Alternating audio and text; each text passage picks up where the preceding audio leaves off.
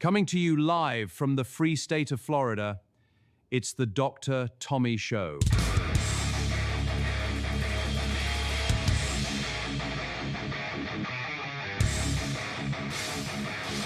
It's the show the establishment warned you about.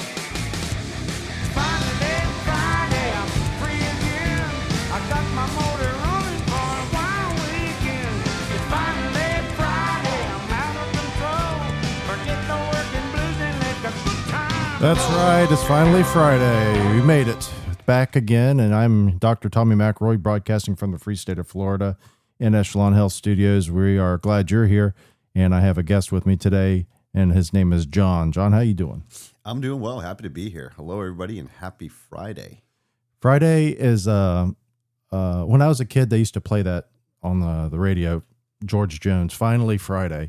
And then over the weekend, and then they'd come back on Monday and they'd play the Mark Chestnut song that was about having been drunk all weekend. And then it was Monday and he was paying the price. And slowly, by the time it was Friday again, he had recovered enough to get drunk again. Those were the good old days. Love to hear it. So Jon is joining us. Your office is in Tampa, right? Yes, we are in Tampa. So we are people, when they think of Tampa, they automatically think of downtown Tampa. Which thankfully we're not there. I don't have to deal with that traffic. We are over in like West Shore, Rocky Point. Okay. So right off the highway, which is nice because I live in downtown St. Pete. Oh, yeah, that's right. Yeah, you live in St. Pete, but you were talking about moving to, I think, up here somewhere, right? Odessa? That's the goal. So I moved down to Florida 5 years ago from Boston. I was a New England guy. Yeah. Moved down just by sheer luck, picked downtown St. Pete. Got hooked up with a nice apartment down there, a nice high rise, right in the middle of downtown. The landmark I always tell people is like, what's the bar there? It's, do you know Central at all? No. Central. It's like where all the 20 somethings go and Yeah. play and hang out. Yeah. But I'm right down there. But eventually, I want to buy a house, and I have been looking in the Lutz, Odessa, that area up there. It's interesting, though, because you came from Boston, then you migrated to St. Pete. How the hell did you know to get to St. Pete from Boston? Did you come down here before? Sort of. So actually another patient of yours, so he was down here before me by about a year or two. And Okay, I so had he been had- coming down to He had visit scoped him. the place out. He had scoped it out, yes. So he had done a little recon, which made it easy for me. Yeah, because, I'm from Lakeland, and then I came to Tampa for school.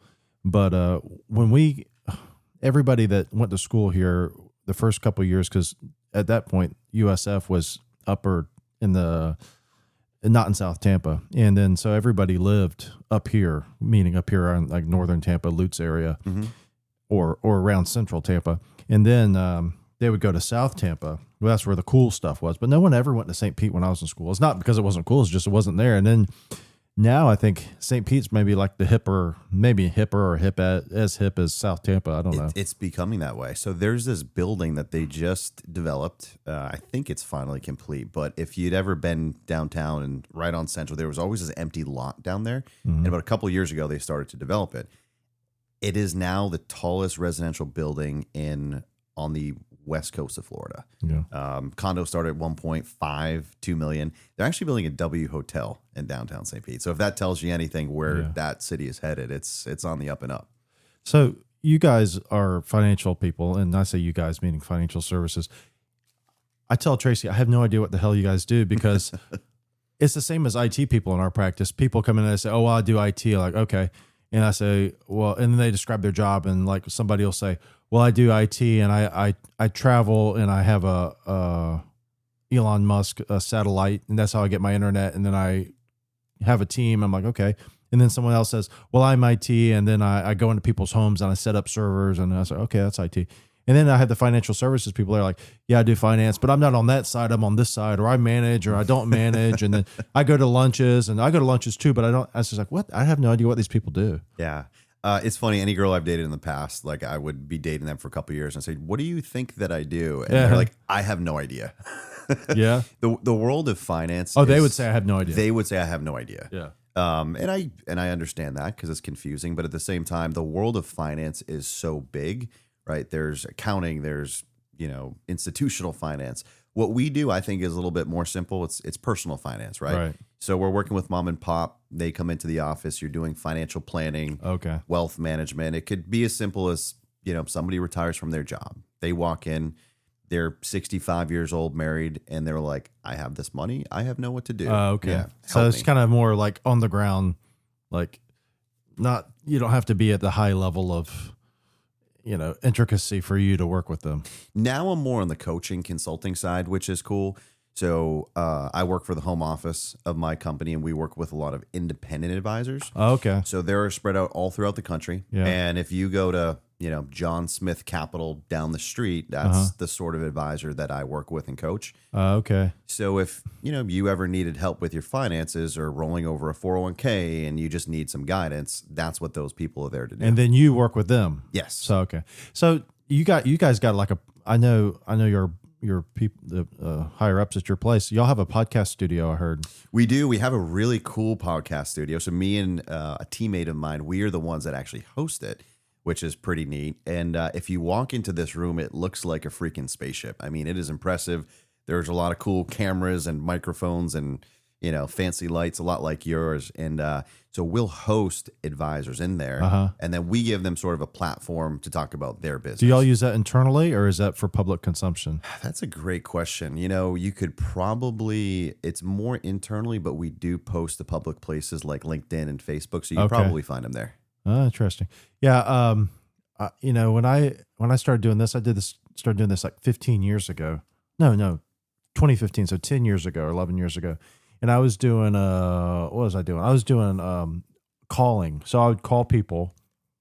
I think I called them I can't even remember now. I'll use my computer, my MacBook, and I would call them, and I had a little Yeti snowball, and I would plug that into my MacBook, and I would call people with maybe Skype. I can't even remember. And I'd record them with Audacity, which is a MP3 kind of a recorder thing that you can export to MP3. And then anyway, I would record it, and then I would edit the podcast, and I would cut out ums, and I would make it more logical if there was meandering like this, like we're doing now.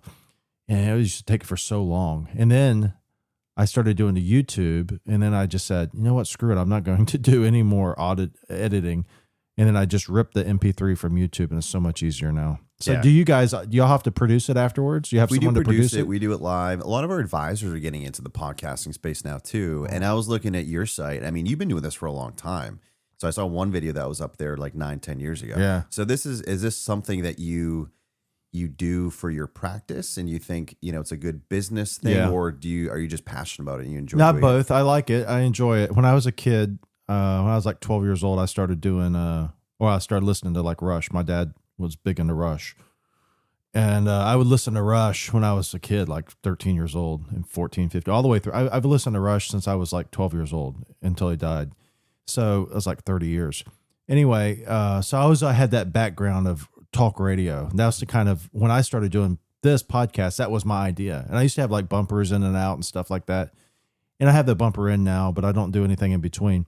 But that was always my idea, was to make it sound like a radio. I never really listened to podcasts, and I still don't, honest to God. I listen to excerpts. Like you said, you listen to some shorts coming in here. Mm-hmm. And so I just did it as a way to make it seem like a radio show, because I couldn't get on the radio, and made it as a podcast. And back then, and even now, it's so easy to get on. I swear, if you have any desire at all to do it, it is so easy. I know it seems kind of complicated at first, but I mean, honest to God, I have less than $2,000 worth of equipment in here. Really? Yeah. Easy. I think maybe I had more, it's a little bit more, but anyway, it's not 15,000. No, but I was impressed when I walked in here, and the people listening, if you can't see all this, I mean, it's an impressive setup. And and you can just do it. I mean, you have to want to, first of all, and you have to kind of learn. But yeah, but I started doing it, and then the reason why was, we had a person who was advising us, and her name is Robin Hatfield. We still know her. Anyway, she was a marketing person, or is a marketing person. She said, podcast. So this is Robin Hatfield's idea. And she said, you should do a podcast called the Ask Dr. Tommy Show. Because back then it was like, Ask Doctor or whoever. I don't know. Ask the Doctors. How long ago was this? This is like 2015. Okay. 2016, maybe. I don't know. Anyway, at least 2016, by This sure. is before like podcasting really took off. I know. So she was very forward thinking. Yes. She was like, you need to do this. And I was like, okay. And so anyway, started doing it. And I used to interview people. I interviewed a lot of people. I interviewed Walter Williams. I don't know if you know who he is. He was used to guest host for Rush. Very popular guest host. He was an economist with George Mason University. He passed away a few years ago, but he's one of the smartest guys in like libertarian, conservative economics. And I interviewed him. I actually just reposted it because I'm using this new video thing called Reap, which will parse your video and then give you sound bites and you send it out. So anyway, it's cool. But I do it mostly because I enjoy it. But this is the only thing that has ever developed a patient marketing wise besides word of mouth or just internet. Sure. People just see it. Yeah. I don't know if they see it on like Facebook or somewhere. I don't do Facebook anymore. I'm supposed to start a new one, but I don't know if I will. But anyway, I don't know where they see it, but I hear people tell me it's like, I watched your podcast and here I am. That's really cool. So I don't know if they found it because it's linked on the main webpage. It's not like promoted, like it's not a pop-up. It's just a little clip. I'll show it to you. But anyway, I don't know. I've heard that the algorithms reward consistency and volume. Yeah. So it doesn't necessarily matter how many views your clip is getting or even what you're talking about so much as it does that you're consistent with it. Well, I'll tell you what you need to do though, is you have to make sure that, you have to post consistently and you have to post to multiple platforms. I post to YouTube and I post to Rumble. And Rumble gets a lot more views than YouTube. Now, this is just fairly new to me again because I quit doing it for a while because, I don't know, I just got bored with it. And then I started it back. So I've only been doing it back now for probably a couple months consistently. I'll tell you what I think it does. So at least in my space, if you think of what the old school financial advisor or stockbroker was, right? It's this big, scary, stuffy person. You don't really know much about them. It's intimidating. So if you're a 67-year-old couple or a widow, like you don't really know what to expect when you walk in their office. Yes, exactly. There's all these stereotypes that go along with it that you're going to get ripped off and then you're going to get taken advantage of. Yes. You don't really know that person before you step into the office.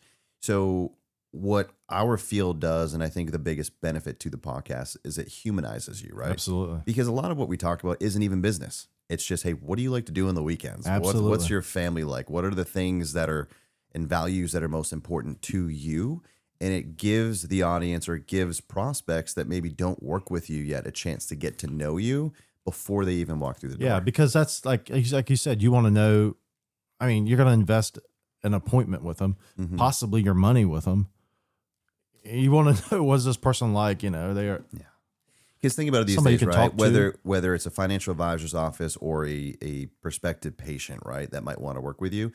If I hear about you and I don't know you, the first thing I'm going to do is Google you, right? Yeah. So in my space, we talk about what does your digital presence look like? Yeah. So just Google yourself, right? It's a good exercise for you or for anybody out there that's listening that's maybe a professional or maybe just getting into this space is just Google yourself. And if you were a prospect, would you want to work with you? Right. Is the allure you're giving off, is it warm? Is it inviting? What type of information is out there? Now, the people that you work with, these consultants, how receptive are they to doing things like social media or podcasts, things like that? That's a good question. It really varies by age. Okay. So the guys that have been doing this for a long time, a lot of them are a little bit more resistant, not just to the podcasting, but to technology in general. Yeah. Is it because they don't like it or they think it's too much? I think it's a little bit of both. Like, look, the first guy that I ever worked for, who I kind of consider my mentor in New York City, huge advisor for one of the big brokerages. I walk in and I was like 24, 25 years old, and he still had a damn Rolodex on his desk. Yeah. Right. So they had just been doing this way for so long, and you get into your routine that it's hard to teach an old dog new tricks. Yeah. And I think at some point too, you don't need to. You don't need to. Your business is rolling. Yeah, like I'm not gonna do that. So it's so interesting. Like I work with advisors of all ages, and anyone from 25 years old on the young end of the spectrum to 65 years old. And the 65-year-old, their mindset is, I'm going to retire in a few years. I don't need to revamp my whole business. Exactly. Well, that's true for them. The 25-year-old is saying, I want to use as much tech and AI and integrations as I possibly Speaking can. of AI, how much AI do you use? So that's the hot button. Or right is now. the financial industry using? Yeah, it's a good. That's the hot button. That's the $1 million question right now. They're using it. Is it scary for you guys? It is. It's scary for our compliance team. They're getting a lot of gray hairs from thinking about this stuff. I was thinking it'd be scary too from a competition standpoint.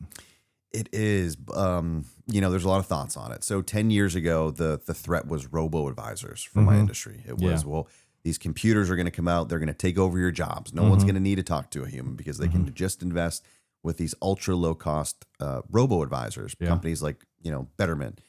And this is the next wave of competition, right? Is AI going to take over your job? The same thing could be said for medicine, I think. I think it's very easy to see into the future a time when there is no doctor anymore. Not in the traditional sense of a doctor going to go tap on your chest and listen to your heart. And we already have that with telemedicine. I tell patients all the time, they come in here and they're kind of angry for, maybe they went to see the doctor and there wasn't a lot of care involved or whatever the case was. And then they get angry. And I tell them, well, you're not the objective in this environment. You are kind of a necessary evil.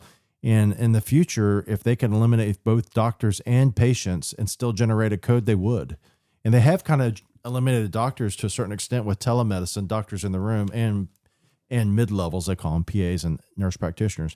And that's not to denigrate nurse practitioner or PAs, but the idea of replacing doctors with them is a real issue. And I think AI could potentially replace doctors in the future. That's an interesting take. I was listening to a podcast recently. It was the CEO of NVIDIA, and he was talking about the impact of AI in your space, specifically with doctors, and this was radiologists. And, and the prediction was 5 years ago that AI was just going to wipe out radiologists. This was 5 years ago. Okay. And if you look at the numbers now, he was saying that what AI has done is that they could take an image, right, and it could scan it and read it far faster and more accurate than your typical radiologist would be able to read it in. Yeah. But if you look at the data, the number of radiologists has actually gone up because it has just made things more efficient. Okay. So they actually need more radiologists to still read the data because patients at the end of the day, our fields are actually very similar in the sense that, if I have a client or there's a client who needs financial advice, that information is all there on the computer. They do not need to speak with a professional. You can go to a number of brokerages and do stock trading and get market research. That is all there at your fingertips.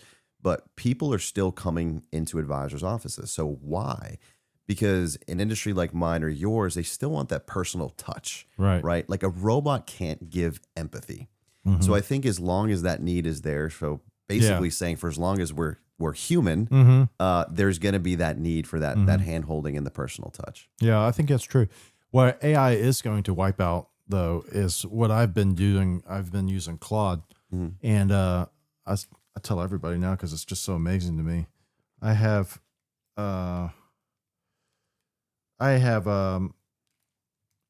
the scan folder. So patients come in and I get faxes because we still get faxes, and we scan them. And goes to a scan folder. Well, I used to go through that scan folder and put people's first initial, last initial, then their birthday in a 6-digit form, then a space, and then I'd write its medical records, and I'd write its ENT, then I'd write it's the date, or I'd write that first part, the initials, and the birthday, and then I'd write space, and I'd write X-ray, then I'd write hand, then I'd write the date. Anyway, and then I got Claude. And a patient told me, he's like, dude, what I do is I use CoWork and I have it do this. And he was talking about for social media, which I still use it. I use it for that too now, sending out the videos to all the different websites. But I was like, well, I'm going to look in CoWork. So I said to Claude, I said, I'm tired of doing these scans. What can you do? And it just talked to me back. And then now I have this solution now where I just go into Claude and I say, run the scan folder skill, parse through it, and it's getting better at it. It's getting more efficient, and we keep going back and forth and saying, okay, what else can we do to make it more efficient? Because every time it reads something, it eats tokens. Mm-hmm. But anyway, the point of it is now that scan folder, I don't have to do anymore. Right. Now I'm a one-man show here, me and Tracy. So we don't have an administrative assistant, but if we had an administrative assistant, that person would be getting laid off because of Claude. Yeah. And that's going to be across the board. I don't know that there's a reason for an administrative assistant anymore. That's a good point. I mean, a lot of those types of tedious processes, those are the things that I think that are in jeopardy, right? Or in the most trouble, because you can automate those now. Yeah. And it's a heck of a lot easier and you don't have to pay somebody a lot of money to do it. And then people will say reflexively, which is a real threat, is like, well, that's bad. Because people are going to be put out of work. But you have to think throughout history that has always happened. Mm-hmm. Whoever used to put the leather whip onto the wood of a buggy whip was put out of business. That trade is no longer exists. Yeah. And the person who used to I don't know, blow the glass open to make bottles by hand, that person doesn't exist anymore. Yeah. It's all done by a machine. So there's some of that, but I think it opens up avenues for people to do other things. Yeah. Elon Musk says that AI is going to make it to where work is optional in the future, which I don't think that's going to be the case, but Hopefully not. I mean, because if we ever get there, right, I feel like you have this society that is going to lack a lot of meaning and purpose. yes. Right? Because a lot of people, I think especially men too, like we tend to get a lot of our value through work, right? Making But the things, bigger yeah. picture is, you're doing this thing so that you can provide and bring those resources back to your family. If those resources are already there, then it brings into question like what is my purpose? Yeah, right? he said that what it will be in the future is work will be akin to growing vegetables. You are welcome to grow vegetables at your house if you want to, but you don't have to. You can go to the store and get them too. And I don't know if that's the case because I just don't know. Where do you think the future of what Echelon will look like? Like, where do you think this is in 10 years? Do you think it looks the same or? I think roughly so. I mean, it looks about the same as it did 10 years ago. It's a little bit different. It's more streamlined, but I don't think we'll be that much different, honestly. In 10 years? No, I don't think so. I mean, the practice of medicine may be different, but our basic concept here, Tracy and me, I don't think that'll ever change. We're too stuck in our ways and also too politically incorrect to maybe have employees. I mean, that's probably a good segue if we could jump into like why I chose you guys. And I think sure. kind of what makes Echelon a little different than a lot of the other places out there. So just to back up, so I told you I moved to Florida about 5 years ago.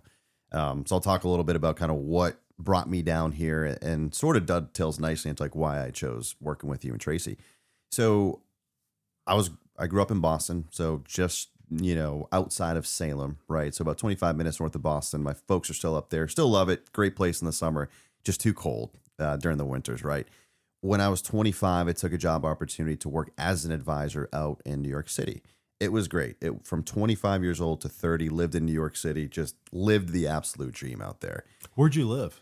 I lived in Manhattan. I lived in in the middle of Manhattan, and then Like what in road? I Brooklyn. mean, I've been to New York a few times. So. 51st and 2nd. Okay. And I worked. Is right, that like which side is that? Yeah, the east side. Okay. So then I worked right in Rockefeller Center. So I would walk by the Today Show every damn day, and I would see The Rock and Justin Bieber, and I'm looking at these people. I'm like, people travel all across the world to be here, and this is my daily commute. I know. It's so interesting because when I first moved there, I was near Times Square, right? So I purposely like zigzag my route, my walk to like go through Times Square because you're looking at these buildings and these lights, and you're like, this is freaking amazing. Like to this point, I had just seen this in movies, right? Right. So many movies based in New York City.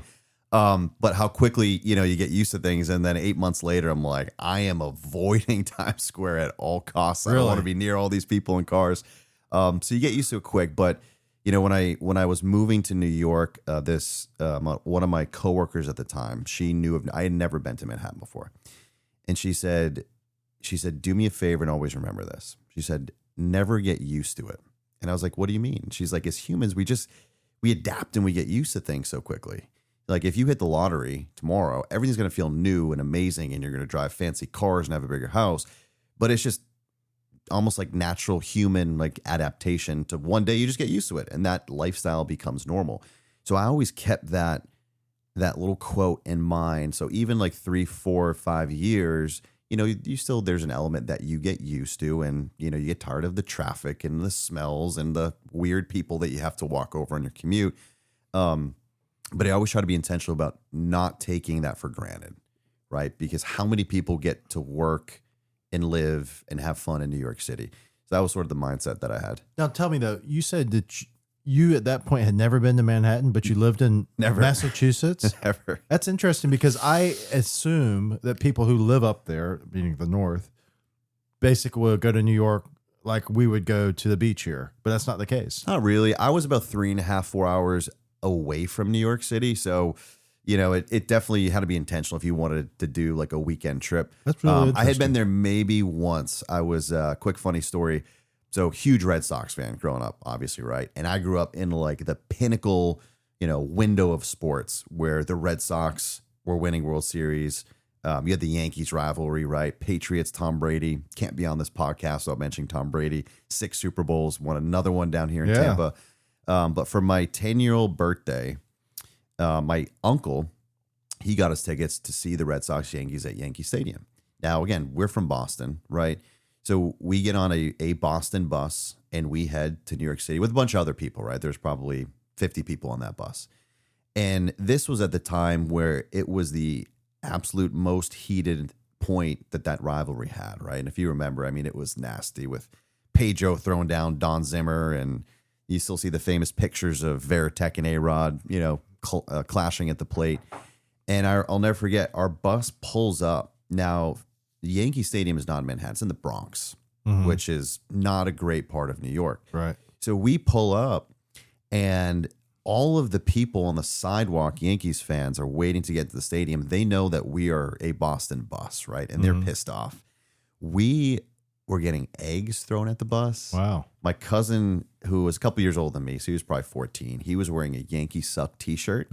And the ballpark attendants were like, we can't let you into the park. Because you will get your ass kicked. You will get beaten. Yeah. They don't care that you're a kid. They'll throw you off the ledge. You You don't do that in Philadelphia for sure. Remember the Eagles? Oh. The Eagles fans. We like to trash on Phillies fans, just like I'm sure they like to trash on Boston fans. But all those, coming to Florida, I think about like why people are so like cultish about their sports up there.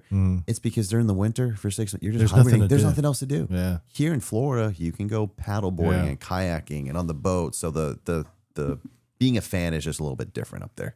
So then you came down here and then So I had lived in New York City. I had the fun opportunity to live up there when COVID hit. So I live in a small apartment. COVID hit. And I'll never forget, I was at my office actually before COVID was a thing. It was maybe, March? Going back then, March, April. March. It was March. And I'm reading, it was like an article in the New York Post, and it said first case of COVID found in New York City. And it said where it was found. And it said the BlackRock building, the ground floor Starbucks on 52nd Street and Park Ave. I worked across the street from there. So when I read that article, I literally looked out my window and said, that's where the case was found. We're screwed. And I just knew that there's so many people. I think 9 million people commute to and from New York City every day. I'm like, they're screwed, man. This is going to catch like wildfire.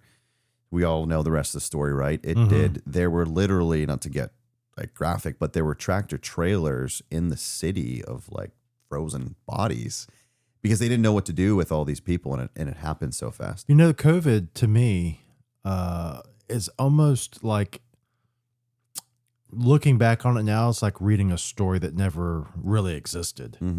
Because for us here in Florida, we did not see that except on TV.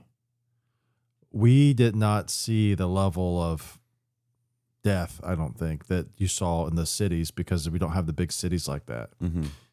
And so when I hear stories like that, it almost seems like it wasn't real. I know it was real, obviously, but it doesn't seem real. I remember, I mean, it seemed like a war zone. There were constantly ambulances and fire trucks and cops and sirens. And it was a scary place to be, but just due to the sheer volume of people there, right? You know what's weird too is that now, like I said, it's like it didn't exist or it didn't happen to me. Or it happened, but it just seems so far fetched. But what was ever done about it? Nothing. Like, we're still operating under the assumption that COVID was from a bat. Someone ate a bat that they've been eating in bats for thousands of years the same way. And it just sprung from that. You So know, we just ignore the fact that, well, it was probably man-made, and here we are, and nothing. you know what I think they owe us? Crazy. There was never an apology. Nothing. There was Not never even an acknowledgement. Like I said today, this I think the party line still is that it came from a bat. So when people ask me why I moved to Florida, I look them in the eyes and I say freedom. And the initial reaction is they kind of like laugh or snicker. And Like, oh, you redneck. And I said, no, it's freedom. And a lot of them are from Florida or from the South. So they weren't up like in New England and some of those cities where the lockdowns were just Yes. so overreaching. So I try to describe what it was like up there to my Floridian friends, and they can't believe some of the story.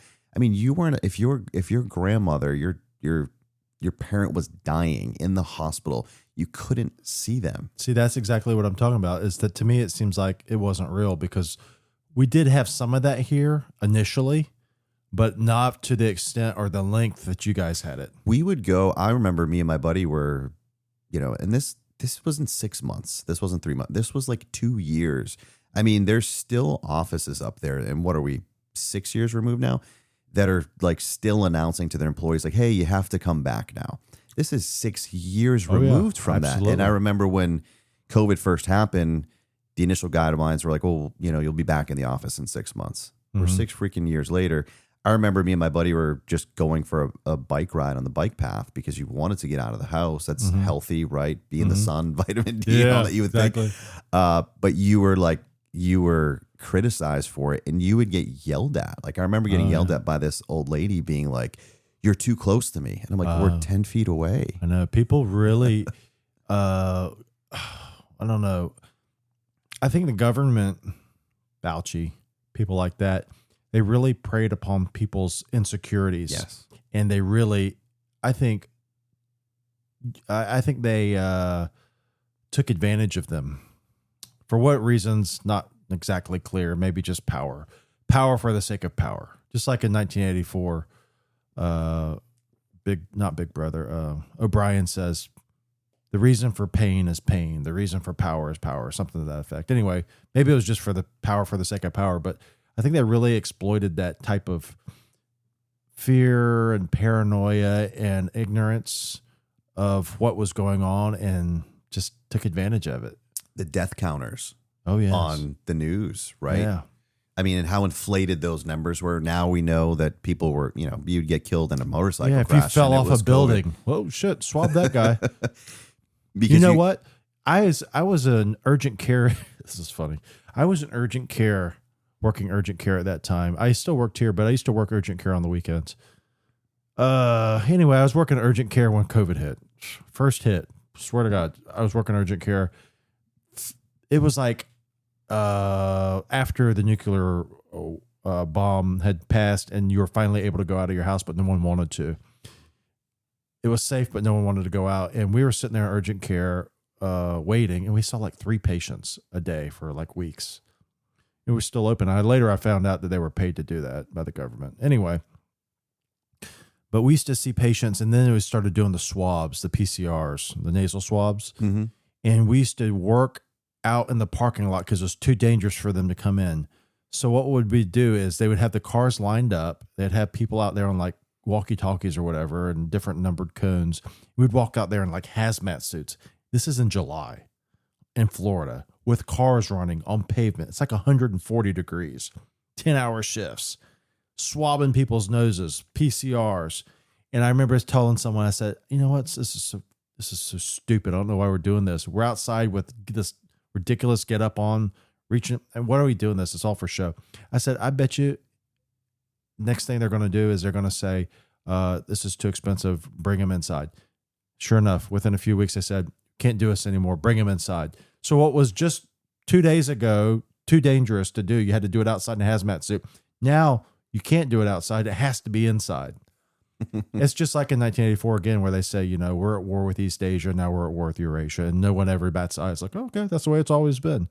Yeah. It was so stupid. It was such a weird time. Like I think back and it's almost embarrassing. Like the birthday parties that you'd have on like the front lawn and people would like drive by. Yeah, wave. And it's like, I can't believe we did You know, that. Kaylee was playing volleyball at the time, our middle child. And they would play volleyball, hit the volleyball back and forth, be at the net, smacking the ball down in their face, whatever. After the game, they stood back from the net and waved at the other team because you can't go hit hands under the net. It's too dangerous. It's too dangerous. Yeah. And how about the people that they're driving alone and they're with wearing the like 3 masks. masks? My favorite thing to do is just point and laugh at those people. Oh my gosh. I know. I feel bad for them, honestly, though, because you know, those people, like I said, those are the people that Fauci preyed on. Yeah. Those people. And the scarf lady, what's her name? Birch, whatever her name was, Deborah Birx. Anyway, yeah, those people, they already had this kind of fear, and then they turn on the news and they're like, oh, the death count, like you said. I don't know. It's a strange time. I'm glad to have lived through it, so that I can have that kind of frame of reference of how people react to things. But also, it's just to look back on it, it's just so crazy. So, what do you think the lessons learned were from COVID? I have mine. Like, what personal lessons or from like societal? I think. What do you think the societal ramifications were now that COVID is in our? I think a lot of people were turned on to the fact that the government's full of crap in a lot of ways. I think more so than before. Me personally, I was surprised that so many people were not already cynical about the government. I was always. So when it happened, I was just from the get-go questioning why they do this, why this. Not saying that it was wrong necessarily, but saying, okay, well, why? Why do that? Why stand 6 feet? Why wear a mask? I know viruses can pass through a mask. Why do we have to wear a mask? Why are they so insistent that we all must be vaccinated? Why are they challenging your morality, basically, if you did not get vaccinated? So those kind of questions. And I was surprised that so many people were not. I think now, though, the societal lesson is that more people are because of that. Maybe more people who did just kind of say, oh, yeah, they kind of had their eyes open, which is good. Yeah, I completely agree. I think there is a much larger scale of distrust for the government, at least more critical, and people who are going to do their research and think a lot more before they make certain decisions. You know, why during the 1980s did these pharmaceutical companies, you know, petition the government to get a clause put in these like vaccines to say they can't be held personally liable? Right. That should be a red flag, right? Right. Why do the same companies that are being vetted by the FDA, how are they the biggest donors to the FDA? Yeah. The foods and the food pyramids, how are those the biggest donors for the people that are creating the food pyramid? Like, eventually you start to think about, wait a second, this is one big racket. And then you have to say, well, the people will say, well, you're a conspiracy theorist now. But I think fewer people now say automatically that. They may say, yeah, maybe. You know, before they'd be like, conspiracy theorist. Yeah, I think it causes people to think a lot deeper and to realize like the government is so much more of a pay to play scheme than we ever thought. You know, it's interesting. You talked about why you came here, and we never advertise anything really. We don't question anybody. We don't have them fill out a questionnaire or pre-visit summary or whatever. But most people who went up here have a similar kind of take, kind of your skepticism. Not completely distrusting, although we do have some like that, or not completely trusting. We do have some like that. But healthy skepticism. I think there's a lot of healthy skepticism. A lot of people who join our practice don't want to necessarily get put on drugs right away.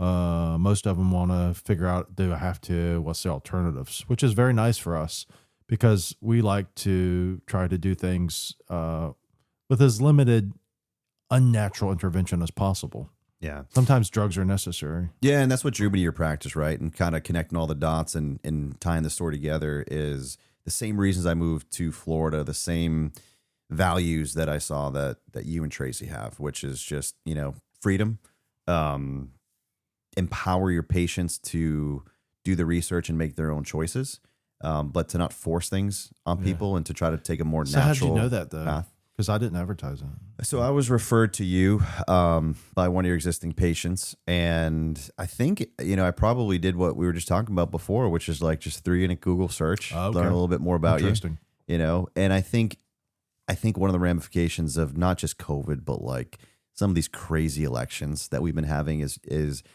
people now tend to want to work with people and align with people that have the same values as them. Yeah. Right. Yeah. I think that's interesting too. So the people that you work with, I think that would be good for them to put that out there at some level, because it helps you, at least from my standpoint.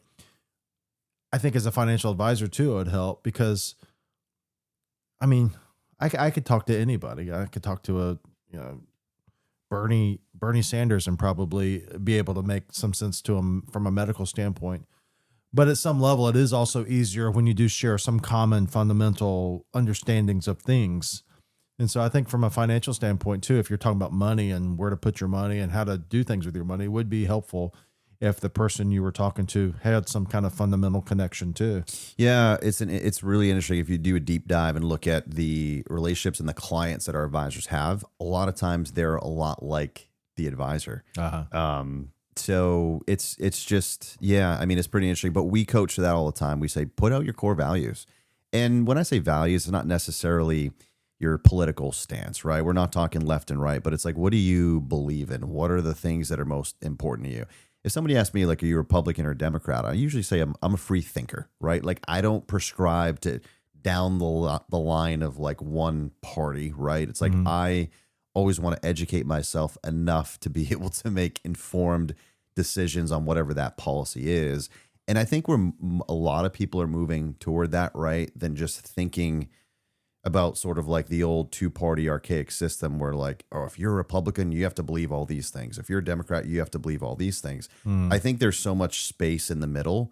And, unfortunately, there's just two parties. I don't know if we'll ever get away from that, at least in the near future. But I try to take every case sort of case by case and think about it differently. Yeah, I think I don't know if we'll ever get away from the party system or two parties. Obviously, we have had that for a long time. But I do think that one of the things that Trump has proved is that Trump is essentially a third-party candidate, I think. I don't think that Trump is a Republican. He's a Republican because he has to be. But nothing about Trump. That's the reason there's a lot of friction with Trump from Republicans is because he's essentially a third-party candidate who more or less took over the Republican Party and used it as his vehicle. Sure. So I think in that respect that maybe there will always be two parties, but maybe there'll be some room for, like you said, you have to believe this, this, and this, and this. Maybe there's some room to say, well, maybe Republican means that this time, but it's not necessarily concrete. It's fluid. Or Democrat. I think society in general, last like 20 years has moved left, right? Like if you look at the old speeches from even Obama first term or Clinton. Clinton was 90s, right? So that was when I was kind of growing up. It sounds a lot, those speeches sounded a lot like modern day sort of modern Republicans. Absolutely. Which is just really interesting. So, it continues to evolve. I don't know what the future holds as far as the parties go, but it seems like more people are involved and want to be engaged than ever before. Yeah. So that's probably a good thing. Yeah, they say that young people now, I don't know if you call them Gen Z or whatever. Gen Z, is that the Zoomers or whatever? Something like that. Millennials. I don't know. Millennials are like your age, I think. I don't know. Anyway, they say that they are actually, used to be that young kids like they didn't pay attention at all, but they say that they are actually pretty, I don't know if they're more so, but more than expected, tuned into what's going on from a, standpoint of like public policy and things like that. Which is interesting to me because I would just assume that they wouldn't be. Kids were never into politics, right? Yeah. And now it's like you have to take a side. Yeah, that's the other thing too, though. Our oldest child or youngest child, middle child. Anyway, she's she's in school, and all the kids in the school know who you voted for. When I was a kid, no one knew who you voted for. No one cared. But in school now, in high school, the kids know. I feel like it's who you voted for. That's so interesting. It is interesting. I think as a society, people are just being more open in general, talking about like how much they make and stuff. Like even when I was coming up in there's you didn't talk about your income levels. Yeah. Now I hear the younger folks all the time talking about that. Yeah. Well, pop culture too. Jimmy Kimmel, all those guys, they're always talking about, and I have, honest to God, have never watched. I have never watched. The last time I watched a complete late show was when David Letterman was. So I've never watched a Stephen Colbert. I've never watched Jimmy Kimmel or the other Jimmy. I've never watched any of them, but I know from clips that that's what they talk about. It's politics, politics. Johnny Carson never, ever, ever talked about it. And that's why Johnny Carson was eminently more popular than any of these guys put together. But he never talked about that. But that maybe that's why these kids know. And it's not like they talk about politics in high school from a like, hey, what do you think about this policy? It's like, oh, you voted for Trump, you suck. That's what they do. Or you're a bad person. You voted for Trump, you're a bad person. Yeah. It's interesting. It's interesting on both sides, right? It's like I never want to be, I guess, simplified down to the person that I voted for, right? Because I don't do that to other people. I don't think that should be your whole identity, right? Who you voted for. There are so many other factors that we can kind of not judge each other on, but just, that make you. And the fact that if that's just a, non-starter for people, it's just really interesting. So we talked a little bit before about the show, and I wanted to just touch on it briefly. So you're single man, but you'd like to have a family one day. So as of 4 months ago, not single. Okay. Oh no, you're not a single man. You were a single man. Now you're not single. Yeah, For most of my time in Florida, I was, but as of a few months ago, and in a nice, happy relationship. But yeah, that's definitely the direction I want to go is to have a family one day. So back to the generational thing. Yes. What is your experience as a person? How old are you? I can't even remember. 36. So you're 36. You're 11, 12 years younger than me. What is your experience? Because when I was 36, it wasn't that long ago. I think people were trying to get married. A lot of people were, not everybody, but I think there was no decision not to get. There wasn't people who were looking not to get married. What is the situation now in your age group or younger than you, maybe even? Are people trying to get married? Are people not trying to get married? Is it anything even talked about? Is it just kind of like not even like number 10 on the list? Maybe it's number 11. Yeah, it's a good question. I have a lot to say about it because I think it's different. It's a lot different than it used to be. So the first thing I would say is it depends where you are in the country. And what I mean by that, I don't think things have changed much if you're in rural Nebraska or South Dakota, right? Not a whole heck of a lot to do there. It's cold most of the year. What do? You find a person, get you married, bundle you have up, a family. you get married, and you have a family. New York City, very different, right? So the average age of a first-time mother in New York City, do you want to guess what it is? 35. 37 years old. Holy 37 years old. And it's because The average age of a first-time mom in New York City Whoa. is 37 years old. And that's because the culture is a lot different there, right? It's very much career focused. That is by far the number one thing. Everything else goes to the back burner. Because if you are working in New York City, you are working amongst sharks. And if it is not your number one priority, you will get eaten and you will not last up there. Exactly. So naturally, everything else has to fade to the background. And it's not like everybody there is, shallow, right? But it's a means to an end because one day you might want more things than that. You might want a family. But it's like, I'm going to put this first. Okay. For me anyways, it was always let me put my career first. Let me work on myself so that one day when I feel like I am ready to have a family, I have a really good, solid financial foundation. So you said that the average age for a woman to have her first child in New York City is 37. Mm-hmm. And they'll say, well, that's my choice, which is fine. I'm not saying, but what I'm saying is, okay, so that's their perspective. How does that change things from you? You know what I'm saying? Because at that point, I guess if you're 33 or 30 and you're like, okay, I want to have a family. And all the women are like, I don't want to have a family. What the hell do you do? Just like play video games for 5 years or what? Yeah, it makes things a lot more challenging. And I think that Well, I don't think the guys are complaining though, because I think also on the other end of the spectrum, if you're a male in New York City, you're trying to do the same thing. They don't want to have a child either. They don't want to have a child, not in your late 20s, early 30s, which is very different than most of the country, right? That's a very special kind of unique place. So everyone's deciding, not everyone, but in those situations, like in New York City, the professionals are deciding. We are both deciding, so that it works out for them. It does. Yeah. And interestingly, moving to Florida, I've seen a lot of similar parallels in the dating world. What I mean by that is you're down here in Florida, right? There's so much to do every weekend. There's so many opportunities to be seen, whether it's on the water or going to the hottest spots around Tampa. And Tampa has quickly become like the number one spot to move in, really? not just Florida, I've heard that, but yeah. across the country. We had the highest inflation in the country after COVID. Yeah, because people moved here. Apartment rentals doubled, right? If you go to Publix, everything's more expensive. Everybody moved to Tampa. Every license plate in my parking garage. I live in, like I said, kind of like a high-rise apartment building downtown. It was Pennsylvania, it was New Jersey, New York, it was Michigan. I mean, there wasn't a damn Florida license plate in the place. Crazy. So what it was is you had these people, a lot of them remote workers. They moved down. A lot of them higher paying jobs, right? Statistically, like wages in other parts of the country were usually a little bit higher than Florida. Florida had to catch up. And which is good and bad. I think good in the sense that it's helped bring a lot of money here and develop things. Maybe not great for like some of the locals who have been here and they're then working they in can't some find of those, a place to live. the teachers, some of the nurses, though you can't compete with those New England salaries. Yeah. So there's this definite shift that's going on. Yeah, it's a very interesting thing. We're in a flux, I think.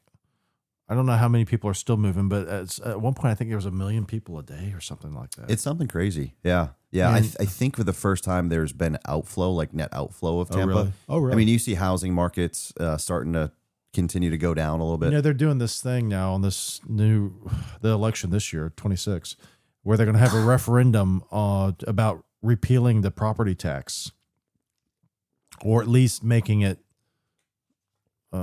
very much less than it is now for your primary residence. So it wouldn't apply to rental properties. It wouldn't apply to like vacation homes or anything, but it would apply to your primary residence. And there's a lot of pushback, obviously, from the government, people in the government, people who are the stakeholders who profit from the government saying, well, we can't do that. Then we won't be able to. It's always the teachers and the children who are going to suffer first and the old people, but they'll say, well, if we don't have enough property tax revenue, then we're not, people are going to starve and people are going to die, blah, blah, blah, usual stuff. But the reality is that property tax is a very archaic way of generating revenue from a city, especially a city like Tampa or a state like Florida. Property tax goes back to like biblical times when you had property, and that's how the government raised money. You would show up and you'd be like, how much do you have? That's in the Bible where you have to go see the guy, and Matthew was one of the people. He was a tax collector, one of the apostles. Anyway, that's the old way of doing things. Today, you could take the money that people pay in property tax, give it back to them, and it's like the old Ronald Reagan thing is, supply side economics or whatever you want to call it. Trickle down, they call it, if you're talking about a derogatory sense. But basically, you put the money in the people's hands, and then they invest it, and it generates revenue far and above than if the government takes it, because the government is always going to waste it for the most part. Always going to waste it for the most part. Very little of it gets spent effectively. And so if you take that property tax money, all these people that are coming here, and start investing in things that generate revenue, and the revenue generated in Florida is from tourism. We have sun that will always be here, hopefully, unless Bill Gates has some kind of a plan to block out the sun. But anyway, the sun's always going to be here. We need to let people invest in things that make Florida, like you said, make Florida a destination, even more so than it is now. And then people will spend money in those places where there's entertainment, where there is the sun, where there are things that you can do to enjoy yourselves, invest in businesses that do that. And that property tax revenue would be much better spent that way, either as the building those things or spending your money in those things. Yeah, I mean, Florida has been a massive surplus, right? In these last couple of years, you have everybody moving here from, especially the cold weather states, and I think about it all the time because there's just so many people here, but you think about why, and it's like one of the only states near the equator, right? So like locationally, it's just one of the only And kind it's a of, peninsula. yeah. And surrounded people by want to beaches. retire here, and I get it. You don't want to be shoveling 2 feet of snow in January when you could be laying out on the beach here. I saw a thing yesterday on social media, and it was, imagine taking 40% of everything that people make and still being $30 trillion in debt. I know. And it's talking about the government, right? Yeah, and we have to absolutely. pay taxes on every, if I make a trade online, you make a trade if on your Yes. income on a thing that you sell. So much of taxes is not seen. It's buried inside the cost of a product. Mm-hmm. But like you said, yeah, everything is taxed. Think about a capital gains tax, right? Whatever it is. If you bought and sold a house, if you bought and sold a stock, you took the risk on that. You made money, yet you still have to pay the government for literally doing nothing. I know. Like I said, the government wastes things. There's this website out there that has these quotes about the government, and I have a quote on that website, and it says that the most dangerous thing in the world today is the people's misguided belief in the competence of government. And that is really dangerous because it allows the government to do things that it shouldn't be allowed to do. Yeah. It'd be like saying, I'm going to leave my front door open, knowing there's predators and robbers in the neighborhood. I'm just going to leave my front door open. That's what you do when you give the government money without a jaundiced eye. Is they're going to waste it. They're going to do bad things with it. Do you think that there's a chance of this? Because in Florida, you had mentioned that there's there's policies or there's going to be a vote basically to it's on a abolish referendum. property taxes. Do you think there's a chance of that happening? It's got to pass 65%, I think. Is that what it is? Do you Something remember? like that. Yeah. I think there's a chance. But I think unless this is the key, the people who are in favor of it have to be aggressive with marketing. You can't just put it out there and let people think about it. Because I can tell you, even as the amount of patients who come in here who are very, I think, more than average in terms of tuned into things. Mm-hmm. I bet you if we ran a survey here and I didn't say anything, I just, hey, just fill out the survey paper. I don't tell them anything. We may get 65% in our practice, and our practice is skewed towards people who are basically kind of like you said before, or like we talked about, very analytical about things and not just necessarily agreeing with whatever's told to them. So I think if you're in favor of that property tax being abolished, you have to be aggressive with education and marketing. And just like I just talk about the revenue is not revenue taken from the government. The revenue is revenue given back to the people, and then they will invest it. And that will in turn make more revenue for the government through more taxes. True. It's back to the Laffer curve with income tax and Ronald Reagan. There's a certain amount of income tax level where if you raise it too much, you're not going to get enough revenue. You can raise the income tax to 85%. You're going to get less revenue than if it's at a different curve. It diminishes. Yeah. So that's what there is, a quote unquote Laffer curve to property taxes and the property tax or taxes in general. And that money that could be saved by those people from rather than taking property tax and paying it to the government. And some people in our practice pay $25,000 a year in property tax.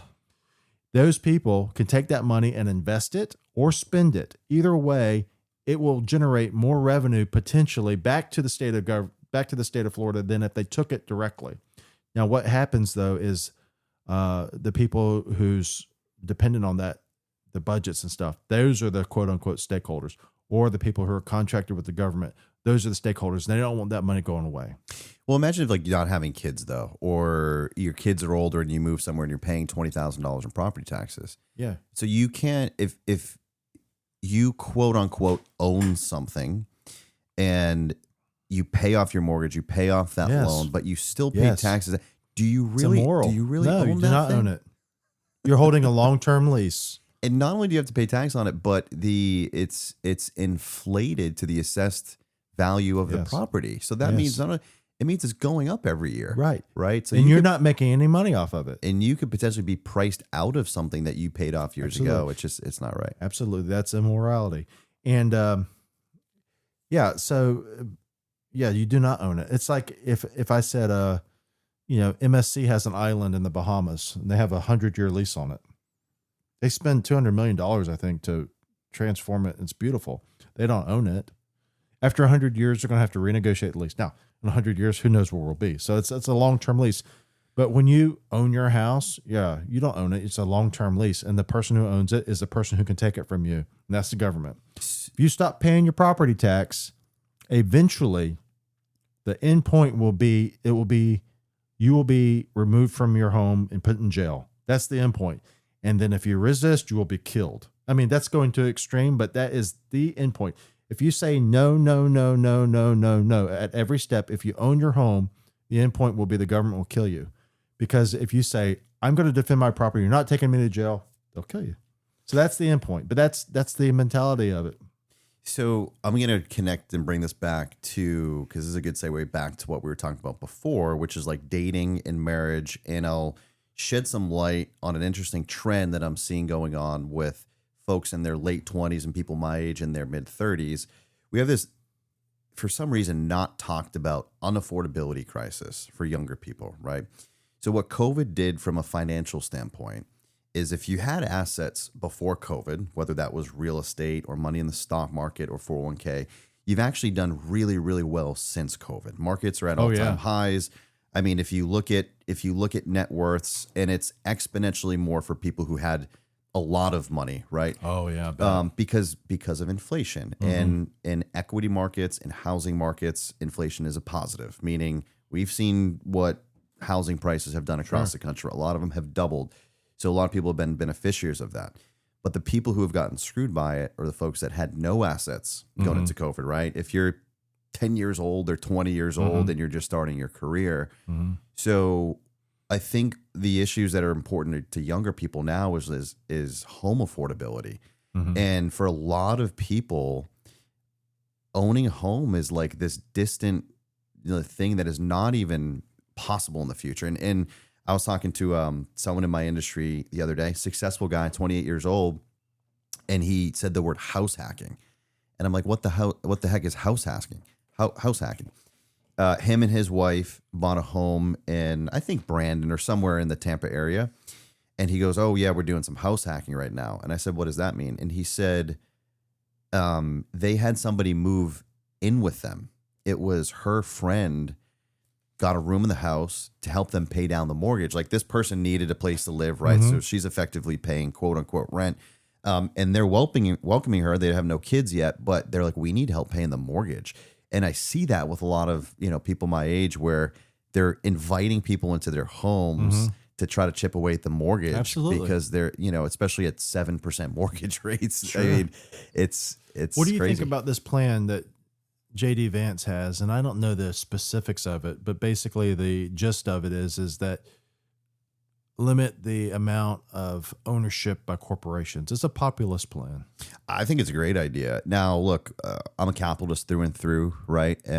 I'll live and die by that. But at the same time, it's like that part of the American dream has gone away for a lot of people. And unfortunately, that's like the fabric of our country, right? It was like, I just want to own a home one day and own some land. Yeah. And if you think back, 100, 150 years ago, there really wasn't a home, maybe more than 100, but think about like the Native American time, right? Which wasn't that long ago. You didn't have land that was staked out. You just camped and you had land wherever you wanted it to. And the fact that now that, think about 50 or 100 years from now, is there even going to be land available? Like if your family didn't have land, it's a finite resource, right? So eventually it's all going to go away and it's going to be held by a certain concentration of people. So I think getting away from, these private equity firms or these mega corporations like the Blackstones and the BlackRocks is absolutely a good thing. Yeah, our oldest child is she's graduating from vet school, so she's in the market for a house in the next year. She's going to rent a house until she figures out where she wants to live. But even looking for rental houses, Tracy was just telling me last night that every rental house is a price, but on top of that price is another price, which is you pay to the management company of a rental house. This is not something I've ever dealt with. I rented a house when I was younger, but I haven't rented a house for 20 something years now. But, so I guess now all the houses that they're looking at, the rent is $2,000, but then the management company, you have to pay them too. It looks a lot like my Uber's Eat bill, right? The other day, I got chips and queso, and it was like what was supposed to be like $14. By the end, plus tip, it was like $29. It's just like service fee, delivery fee, taxes. I'm like, how are all these different fees? Didn't it used to just be one fee? Yeah. So yeah, it's interesting. It's kind of crazy. I feel bad. I feel like I'm sort of like on that line, that cusp, but I feel just, I mean, if you're a young person coming out of school and you're making $40,000, I don't know how you do it these days right now. Yeah, that's a conversation we should have later too, is it even a real good idea to do that, to go to college? Yeah. I think that conversation is starting to turn for certain areas and degrees. Yeah. Well, thanks, man. It was fun. Do you want to let them know how to get in touch with you or your company or whatever? Yeah. If you want to reach out, I'll send Tommy my information, my email, and feel free to get in touch. But this was a lot of fun, and we gotta do it again soon. Yeah. All right. This is Jon Sheehan, and I'm Dr. Tommy. Join us next time, Dr. Tommy Show, YouTube, Rumble, all the different podcast platforms. So have a good weekend. Until next time, bye-bye. Ready to Lindy? Let's go.